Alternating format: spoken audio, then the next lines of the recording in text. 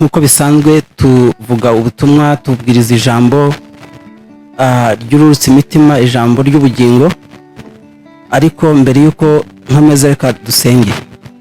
Uwiteka Mana, ndagushimiye yuko twongeye kubona umwanya, twongeye kuza imbere yawe kugira ngo tubwirize ubutumwa, tubwire abantu ijambo ryawe. Niyo mpamvu nkusaba kugira ngo ubane natwe muri aka kanya, umugisha abantu baduteze amatwi, kandi aka kanya wigaragaze, ufate ku mitima y'abantu bumvira ijambo, kuko ijambo ryawe ni rizima n'imbaraga. Ijambo ryawe ritanga ubugingo, riraruhura, rirabohora, kandi ijambo ryawe rikura umuntu mu byaha rikamugeza mu gukiranuka, kuko ijambo ryawe niryo rikura umuntu ahantu mu mwijima rikamushyira mu mucyo. Rero muri aka kanya ubane natwe mu izina rya Yesu. Nshuti bavandimwe, rero umunsi turavuga ku mugabo bita Samusoni. Samusoni turebe ubuzima bwe, turebe ukuntu yabayeho, turebe ukuntu Imana yari yaramuhamagaye, turebe ibintu yaciyemo. Turaza no kureba iherezo rye, iherezo rya Samusoni cyangwa ubuzima bwa Samusoni. Ni nk'uko undi muntu wese kuri isi yabaho. Samusoni yavutse ku babyeyi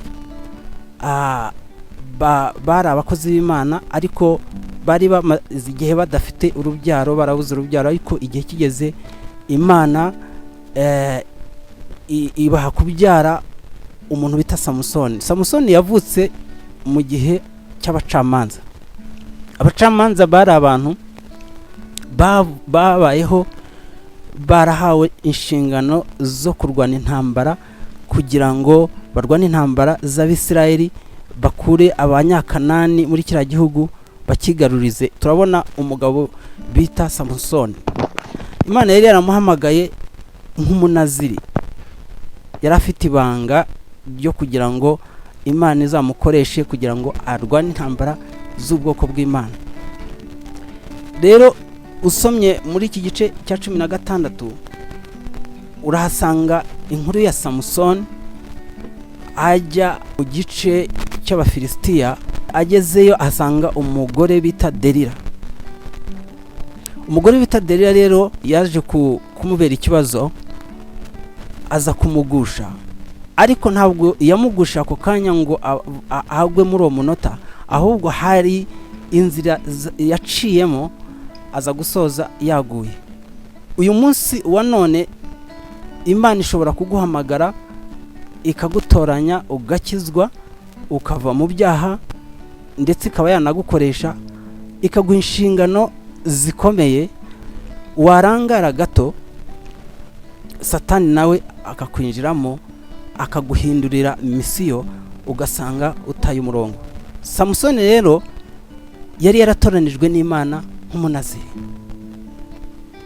Imana yari yaramuhaye imbaraga zo kuzajya arwana n'abanzi be akabatsinda. Uze gusoma icyo gice cyose ukirangize, urasanga yararwanye intambara atsinda Abafilisitiya, ndetse igihe kigeze abo Bafilisitiya bumva ari ikibazo, Samusoni ababereye ikibazo, baza kugurira uwo mugore Delila. Baramubwira bati, turaguha ibiguzi, ariko uze kutumenyera aho imbaraga z'uriya mugabo zituruka. Haleluya. Satani buri gihe aba yifuza kumenya aho imbaraga zawe ziva zimunesha. Ntabwo yifuza yuko buri munsi umutsinda. Iyo watsinze Satani uyu munsi, yifuza ejo ko agutsinda. Ariko Satani kubera yuko ari umwuka wavuye mu ijuru, waragomeye Imana, yoherejwe muri iyi si, aravumwa. Ntabwo yakwifuza yuko umwana w'umuntu waremye mu ishusho y'Imana yazabona ubugingo buhoraho. Niyo mpamvu buri munsi aba turwanya, ashaka kugira ngo atugushe mu byaha, kugira ngo dutandukane n'Imana, tuzarimbuke. Samusoni rero aragiye, yibagiwe misiyo Imana yamuhaye yo kujya kurwanira ubwoko bw'Isirayeli, ngo abukure mu maboko y'abanzi baba ari bo Bafilisitiya. Ageze kuri uwo mugore rero, umugore atangira kumushukashuka aramubaza ati imbaraga zawe zivahe. Bahabaye ikiganiro gikomeye kugezaho yaje kumenyeraho imbaraga ze ziva. Aramubwira ati imbaraga zanjye unkasuye umusatsi ukawukuraho imbaraga zanjye zashira. Ariko yabanje kugenda amubwira amubeshya, ariko aza gusoza amenyaho imbaraga ze zari ziri. Uyu munsi wa none iyo imbaraga zawe ziri mu gusoma ijambo ry'Imana, Satani arwana intambara ashaka kugira ngo akubuze gusoma ijambo ry'Imana. Iyo Satani amenye ko imbaraga zawe ziva mu gusenga, atuma akuzinura ikintu cyitwa gusenga no kwiriza ubusa. Satani iyo azi ko imbaraga zawe ziva mu guterana n'abandi, akuzinura guterana n'abandi. Imana itugirire neza, Imana idufashe. Yewe unyumva, Samusoni kubera yuko yibagiwe inshingano ze, asanga ari muri zone y'abanzi be ndetse abura ubwenge. Haraho ugera ugasanga usoma ngo ageze aho ngo aragenda araryama arasinzira arinda ageza mu gicuku. Aryamye kwa maraya ageza mu gicuku ariryamira arasinzira, yumva ntacyo bimubwiye, yumva yuko ntacyo bimubwiye kuryama ngo asinzire. Tekereza, uragiye uciye inyuma umugore wawe, urangize kumuca inyuma ugiye kuryama kwa maraya, uraryama urasinzira. Uko niko Samusoni yari ameze, yararangaye aragenda aryama kwa maraya ageza mu gicuku. Ariko maraya nawe witwa Delila akomeza kumukurikirana, amenya ibanga rye yuko ibanga ry'imbaraga ze ziri mu musatsi. Nuko asoza umusatsi bawukuyeho, imbaraga ze zimuvamo zose. Ni ukuvuga ngo Satani arwana intambara ashaka kugira ngo adukamuremo imbaraga, noneho dutsindwe. Nitumara gutsindwa tube nk'abantu baraho, usange nta mbaraga dufite, usange atujyanye mu byaha biturimbura. Imiryango myinshi irasenyutse kubera yuko Satani yahicayemo. Ingo nyinshi zirasenyuka kubera yuko Satani yinjiye muri iyo miryango. Abana benshi babaye ibirara kubera ko bakuriye mu miryango yasenyutse ibeze gutyo, kubera yuko Satani icyo akora ni ukuza akinjira mu muryango akayivurunga, agateza umwiryane, agateza amakimbirane, agateza kubura amahoro, umuryango ugasenyuka. Ariko uyu munsi nkuzaniye inkuru nziza ikubwira ngo akira umwami Yesu Kristo yinjire mu mutima wawe, awutegeke. Rero guhitamo k'umuntu, guhitamo guca mu nzira nziza, guhitamo kugendera mu nzira yo gukiranuka, guhitamo kudaca inyuma umugore wawe, kudaca inyuma umugabo wawe, guhitamo kubana n'umugore wawe amahoro, ni uburenganzira bwawe, ariko ni nabyo byiza. Ariko Satani icyo akora, aragenda agafata mpiri akaboha bya bitekerezo bya bindi bihitamo umuntu, agasoza yahisemo nabi. Wahitamo nabi ugasoza nabi, ariko yihisemo neza usoza neza. Ijambo ry'Imana riravuga muri Mateyo 6:33 ngo mushake ubwami bw'Imana no gukiranuka, ngo n'ibindi byose muzabyongererwa. Mushake ubwami bw'Imana no gukiranuka, n'ibindi byose muzabyongererwa. Uyu munsi ndashaka kukubwira ngo hitamo gukiranuka, hitamo gushaka Imana, hitamo gukora iby'Imana ishaka, kubera yuko iyo wahisemo ibyo ngibyo uba uri kuri kote y'Imana. Imana nayo irakurwanira, Imana nayo ibana nawe, ikurwanira intambara zawe zose. Turabona umugabo witwa Dawidi ari imbere ya Goliyati. Goliyati yari umufilisitiya muremure ukomeye w'ibigango, ufite imbaraga, ufite intwaro. Ariko Dawidi yari akana k'agahungu k'umugenda kadafite intwaro, yari afite amabuye 5 n'umuhumetso. Ahagarara imbere y'icyo gihanganye cyitwa Goliyati. Ariko igihe bari bahanganye, Dawidi yaravuze ati, wowe wa mufilisitiya unteye n'amacumu n'intwaro zikomeye, ariko ngiye nkuteye mu izina ry'Imana ihoraho. Kubera yuko Dawidi yari kumwe n'Imana, yari ku ruhande rw'Imana, Imana yaramurwaniriye. Dawidi uteranyije n'Imana isumba byose, bari bafite imbaraga zihangana na kiriya gihanganye cyitwa Goliyati, aza gusoza amukubise ibuye rimwe mu gahanga, Goliyati aragwa arapfa. Ukuvuga ngo icyo kibazo, icyo kigeragezo kikuri imbere kingana na Goliyati hamwe n'Imana. Imana ifite ubushobozi bwo kugikubita hasi, Imana ifite ubushobozi bwo kugikuraho. Iryo deni rikumereye nabi, ubwo bukene bumeze nabi, bumeze nka Goliyati, hamwe n'Imana bifite ubushobozi byo gukuraho iryo deni, bifite ubushobozi bwo gukuraho ubwo bukene, bifite ubushobozi hamwe n'Imana havamo imbaraga zikomeye zo gusenya ibihome. Izera Imana rero uyu munsi wa none ahantu uri. Uwiteka yiteguye kukugirira neza, Uwiteka yiteguye kugufasha, Uwiteka yiteguye kukurwanira intambara zawe zose, Uwiteka yiteguye gukemura ibibazo byawe byose, ariko wemeye yuko ab'umwami n'umukiza wawe akuyobora, ayobora ibitekerezo byawe, ayobora amahitamo yawe, ayobora amarangamutima, ayobora umutima wawe. Ko haravuze ngo rinda umutima wawe kurusha ibindi byose birindwa. Muri iyi si tuba turi mu ntambara, ubugingo bwacu Satani ababuhiga kugira ngo aburimbure, ariko iyo twiragije Imana, iyo turi ku ruhande rw'Imana, iyo turi kuri kote y'Imana, iraturwanira kandi tugatsinda. Turabona nanone Abisirayeli bambutse Yorodani bagiye gutera umujyi wa Yeriko. Turabona ukuntu bawuzengurutse inshuro 7. Igihe kiragera umujyi wa Yeriko bikuta birahirima. Nukuvuga ngo hamwe n'Imana ibyo bintu urwana nabyo, ibyo bintu uhanganye nabyo, ibyo bintu bimeze nk'ibikuta by'Yeriko bishobora guhirima, bishobora kuriduka bikava imbere yawe, ariko uri kumwe n'Imana. Nuko rero Samusoni akomeza kubana na Delila, akomeza kuganira na Delila, ibiganiro byabo bijya kure, aza gusoza amubwiye ibanga, amubwira ibanga aho imbaraga ze ziva. Abanzi b'Abafilisitiya baraza baramufata, bamunogoramo amaso, bamuhindura umusyi.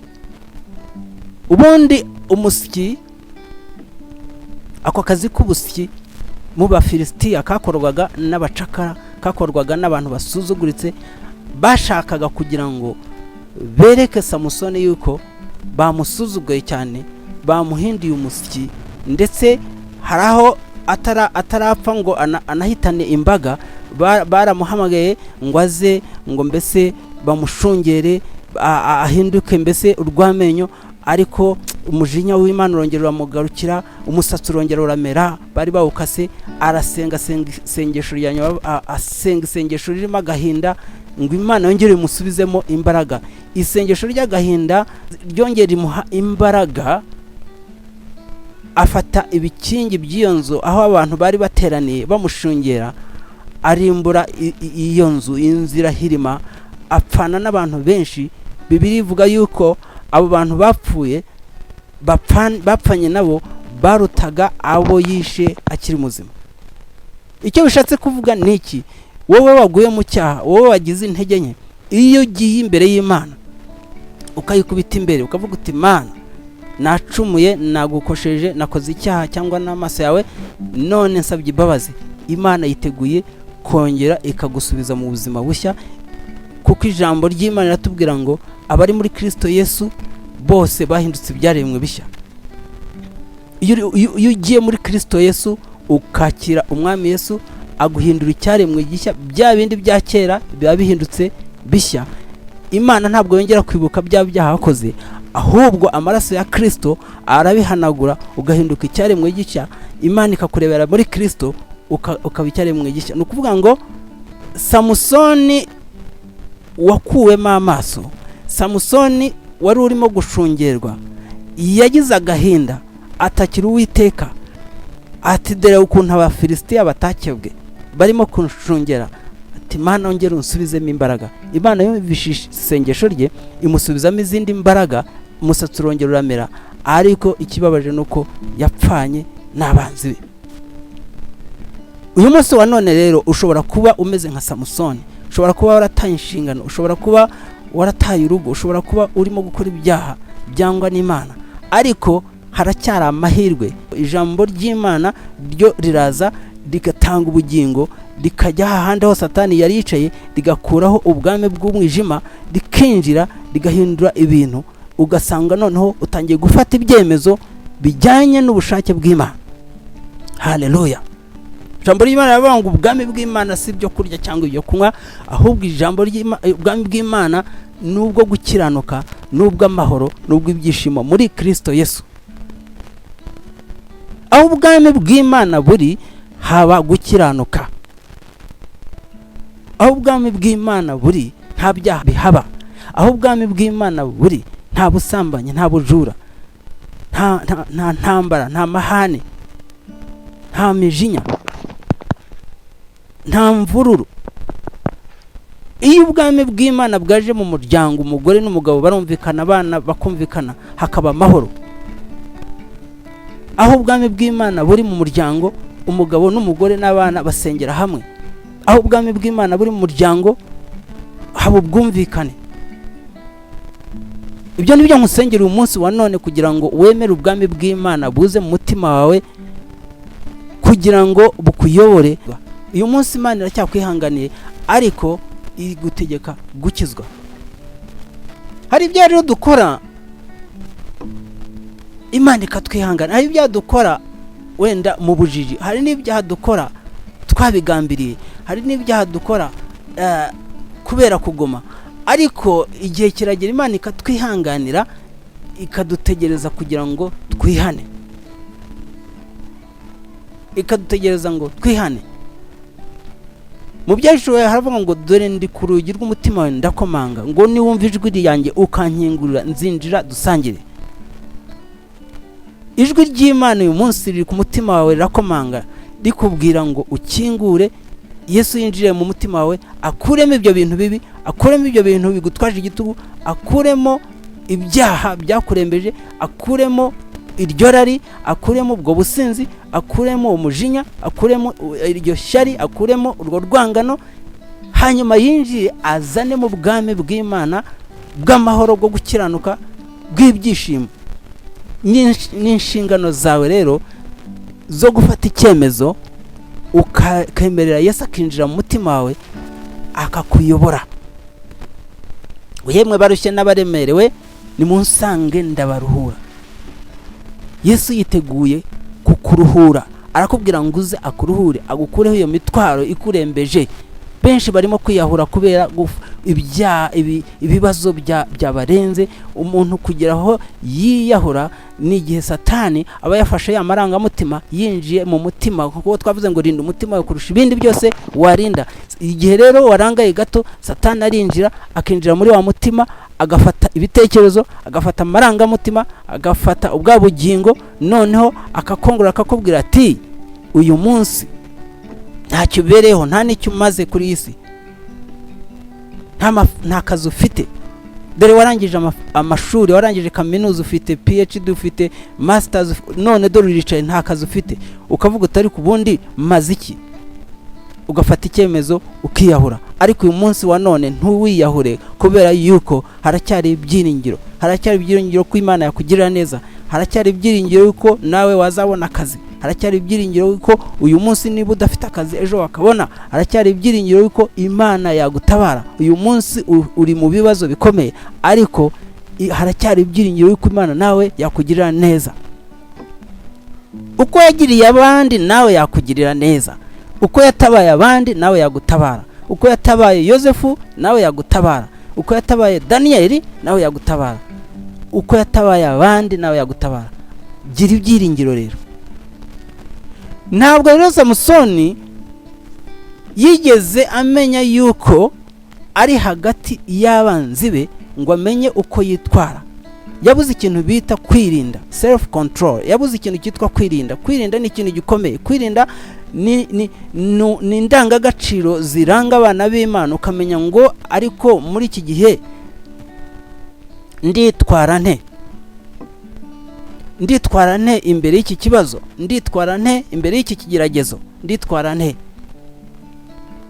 yagomba kwirinda, yagomba kuvuga ati ndi hagati y'abanzi banjye, dore none maraya ashobora kunshuka akanyicisha. Ibyo ntabwo yabigize. Satani yaragiye afata amarangamutima ye, afata ibitekerezo bye, amwereka gusa yuko agiye kwinezererwa n'uwo mugore, amwereka gusa ibyiza mu minota mike agiye kubona, ariko amuhisha ibibazo agiye guhura nabyo by'iteka ryose.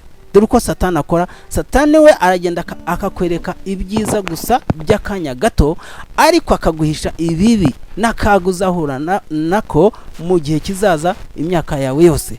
Rero iyo uri umunyabwenge ugasoma ijambo ry'Imana, wakira Kristo Yesu akinjira mu mutima wawe, akaba ari uzajya ugufasha gufata ibyemezo bijyanye n'ubushake bw'Imana. Ubushake bw'Imana ni ubwo kutugirira neza. Ubushake bw'Imana ni ubwo kuduha ubugingo buhoraho.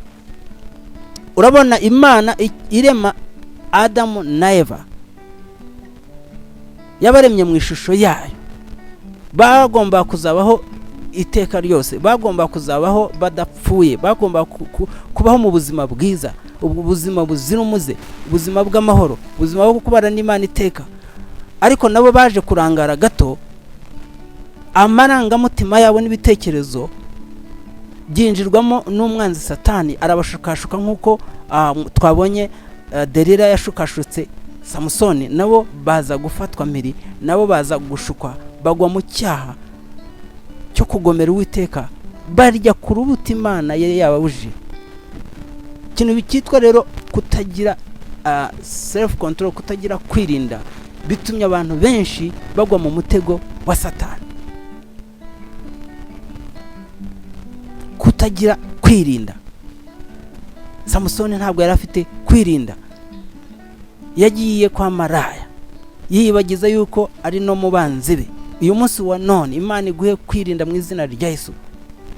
Imbere y'ikigeragezo, imbere y'igishuko, Imana yemera ikigeragezo kutuzaho ari ukugira ngo ipime kwizera kwacu ko tuyizera.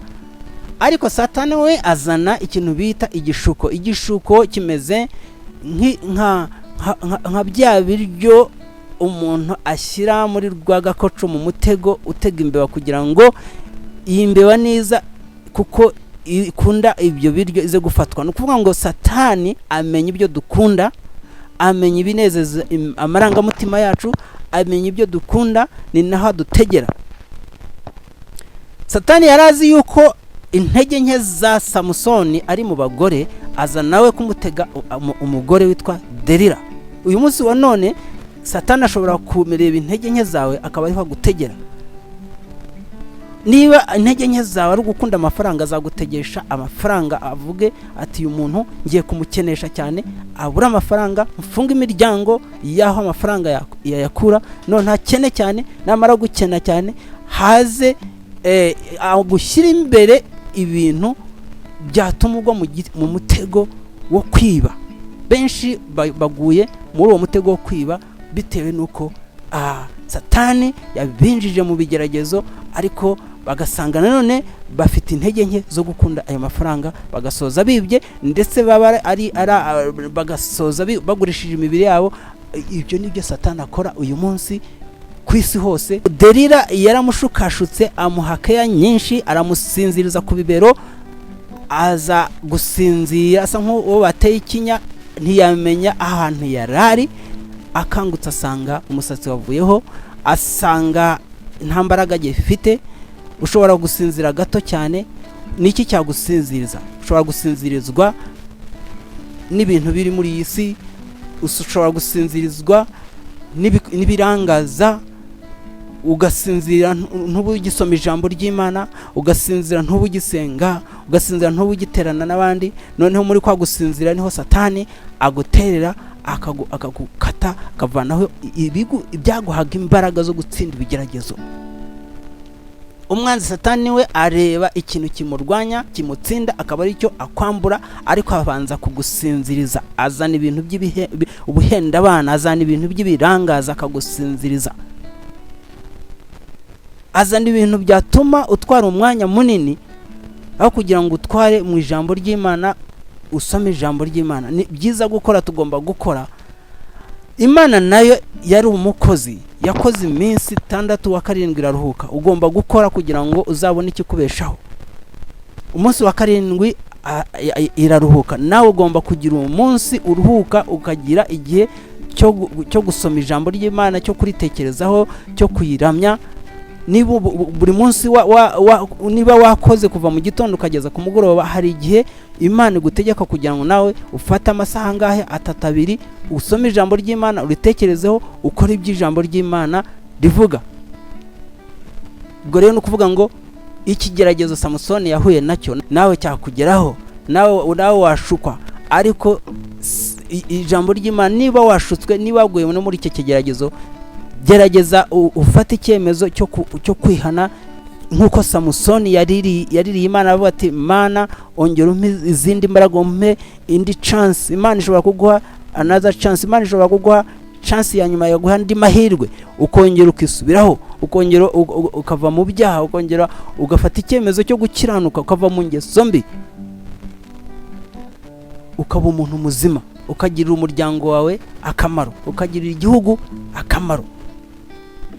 Satani rero ntabwo atinya amashuri y'umuntu, yewe ntatinya n'ibyubahiro umuntu aba afite muri iyi si, kubera yuko we agenda agafata umutima w'umuntu. Hari indwara abantu bavurwa na muganga wabyigiye, ariko hari indwara zivurwa n'Imana gusa. Muganga ashobora kuvura malaria, akavura igituntu, akavura izindi ndwara, ariko ntabwo yavura icyaha. Icyaha rero iyo kigiye kikamunga umutima w'umuntu, giteza uburwayi bwo mu mwuka. Bwa burwayi bwo mu mwuka bugashyira ubugingo nabwo bukagaragara ku mubiri. Hari indwara usanga abaganga bapima bakazibura, ariko zarakomotse mu bikomere by'umwana w'umuntu aba afite mu mutima. Ugasanga umuntu aragenda ahorota, umuntu aragenda ashiraho, ariko bamupima bakabura indwara, naho kumbe uwo muntu yarwaye ibikomere aterwa n'ibyaha byamunze umutima we. Uyu munsi wa none Imana irashaka kwinjira muri uwo mutima kugira ngo ikomore ibyo bikomere mu bitekerezo no mu marangamutima y'uwo muntu, akamubwira ngo igisubizo cyawe ni ukunywa ubuyobyabwenge, ukigira muri ibyo biyobyabwenge. Ibiyobyabwenge biragusinziriza, ariko ntibikuraho ibibazo. Satani akagutera ikinya, ariko ikibazo kikaguma ari cya kindi. Uyu munsi wa none rero ijambo ry'Imana riri hano kubwira ngo va mu byaha, akira Yesu Kristo yinjire mu buzima bwawe. Niba waranakijijwe ariko kagwa nkuko Samusoni yaguye, nta gitangaza kirimo, tabaza Uwiteka, bwira Imana ikubabarire, wongere usubire mu murongo. Umutima w'umuntu rero ni mugari cyane, niho hafatirwa ibyemezo, niho haba hari amarangamutima atuma Imana nayo ikurakarira cyangwa ikakwishimira. Ijambo ry'Imana muri Yesaya 59 havuga ngo dore ukuboko k'Uwiteka ntikwigeze kuba kugufi ngo bitadutabara, n'amatwi yayo ntigeze atatwumva, ahubwo ngo ibyaha byacu nibyo byadutandukanyije n'Uwiteka. Ibyaha byacu, ibyaha dukora nibyo bikunda kudutandukanya n'Uwiteka. Ugasanga urasenga ariko ntusubizwe. Ku ijambo ry'Imana ravuga ngo amasengesho y'umunyabyaha ni kizira ku Uwiteka. Ariko nanone hakongera havuga ngo amasengesho y'umukiranutsi agira umumaro iyo asenganye umwete. Urumva hano amasengesho y'umukiranutsi agira umumaro ariko iyo asenganye umwete. Ushobora kuba uri umukiranutsi, ariko Satani nanone akakuzanira ubunebwe, ntusengane umwete, ugasengana ubunebwe, ukumva urikurura, ukumva kuva mu buriri usenga urwanya Satani, kurwanya ukumva ni ikintu gikomeye. Rero nubwo waba uri umukiranutsi, nubwo waba usenga, nubwo waba warakijijwe, havuga ngo amasengesho y'umukiranutsi agira umumaro iyo asenganye umwete. Ushobora kuba ukiranuka ariko ukagira ubunebwe, ariko bwa bunebwe, za ntege nke, niho Satani yinjirira, niho hahinduka isikariye iyo Satani yuriraho kugira ngo akwinjize mu bunebwe bwinshi, yinjiza umubiri wawe mu bunebwe, ejo uzasonze ubaye nka Samusoni.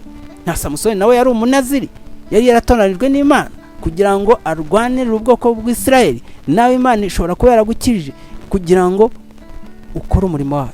Muri aka kanya rero ndagira ngo ufate icyemezo nawe witekerezeho, kubera yuko njyewe ukubwiriza ntabwo nkuzi, sinzi mu mutima uko hameze, ariko ni wowe uyizi, n'Imana irakuzi. Ni wowe ukwiriye gufata icyemezo cy'ubuzima bwawe.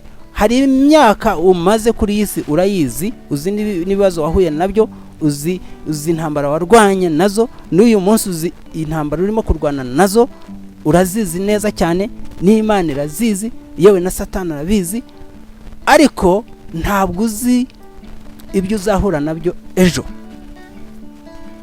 Inama rero nakugira nanjye nyigira, ni ukuvuga ngo iyo ushaka kugira ngo ube mu buzima butekanye, ni ukwishyira muri assurance y'Imana, ukavuga uti ubuzima bwanjye reka mbushyire mu biganza by'Imana, mbushyire mu biganza by'Imana, kuko Imana yo ntipfa ntisaza. Imana niyo yaremye ijuru n'isi. Niba ndi mu biganza by'Imana mfite umutekano.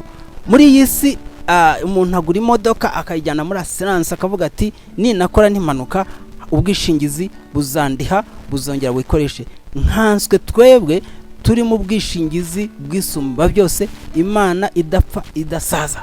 Rero fata icyemezo cyo kwishyira mu bwishingizi bw'Imana, kuko ntabwo ubuzima bwawe ejo hazaza ubuzi, ariko nubushyira mu maboko y'Imana izaburinda, izaguhaguka, uzajya ufata ibyemezo bidahubutse. Nuhura n'ibibazo uzajya uyambaza gutabara.